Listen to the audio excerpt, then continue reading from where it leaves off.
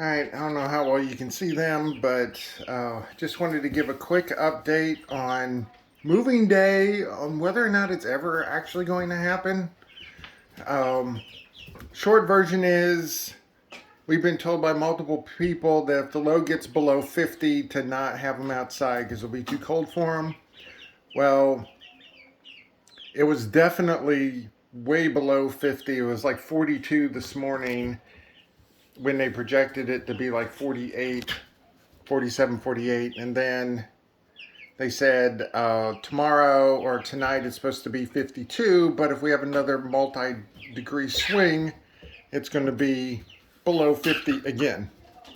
So we're trying to get them out of here because they want to get out of here uh, as much as possible. So we're trying. Weather is just not cooperating right now. And as much as we would like to, ferrying them out there in the daytime to bring them back at night, I think would just be an absolute disaster waiting to happen. So we're not doing that. Also, we got our intermediate feeders and water. These are, forget the name of these. Hold on. Rent-a-coop. There we go. All right. These are Rent-a-coop feeders and waterers. The feeder version, which is the one on the far side, can hold up to 10 pounds of food. And the waterer, which is here, there's 2 spigots there and 2 on the far side. And that can hold 2 gallons of water. And as you can see, they're the same size. It took the chickens all of less than 5 minutes to figure it out, so Andre was concerned about that. But they figured it out pretty quick. And what this chicken is sitting on right now, that's what we're putting the grit in. So I hope once they get into the coop and they have things higher than that, that they'll leave that alone and go roost on something else that's higher. So, so right now we're gauging at tomorrow to get them out because the low tomorrow night's supposed to be in the upper 50s. So even if it varies a few degrees, it'll still be above 50. So yes, we are trying to get them out. They turned 7 weeks yesterday, and as you can tell, they're not happy.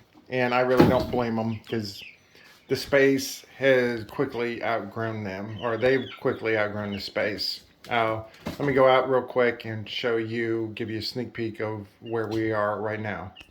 Before we go out, as much as I would love this to be the chicken carrying device, to take them outside, it's going to be too small for them. So I'm going to save that for later. If you're not in the South, Bojangles is like Kentucky Fried Chicken, just a southern version of it. But when you get the big meals at Bojangles, you get a nice big box. So we got one, and I got plans for that in the future. All right, where we are out here, the coop itself is good to go. Except for we just got to block those holes off where the nesting boxes are because we don't want them in there until they get of laying age. And the only other thing we got to do is we want to put the mesh up here on this first one because we're getting our dog kennel, which is 10 feet wide, and put over here is like an aviary opening. So if a chicken escapes, it's going to go into the dog kennel and not go into just out because they're very flighty and they would probably fly away on us and then we would never see them again. And we don't want that to happen. So while we're waiting on the weather to clear, we started building the rest of the run. And I got 4 more panels up. So out of the 33 feet, I got 24 feet of roof panels up. So in the run area, except for putting the bottom pieces on like that and putting the mesh on, this, this is pretty much done. I mean, the run is what it is. it's not nearly as complicated as the coop. This is our final color. It's a nice green color where it's not a pastel green, but it's not a real bright neon green.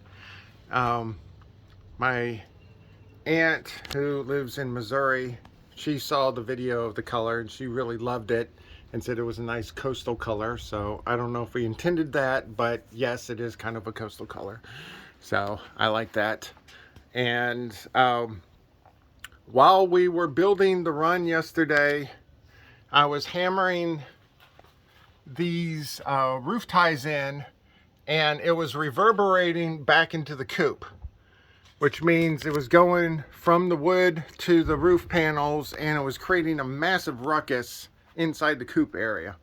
So then we quickly realized that we're not going to be able to do any roofing or any nailing before after the sisters get in there. So all that's got to be done, because I don't want to be making a bunch of loud ruckus and scaring the chicken crap out of them in the process.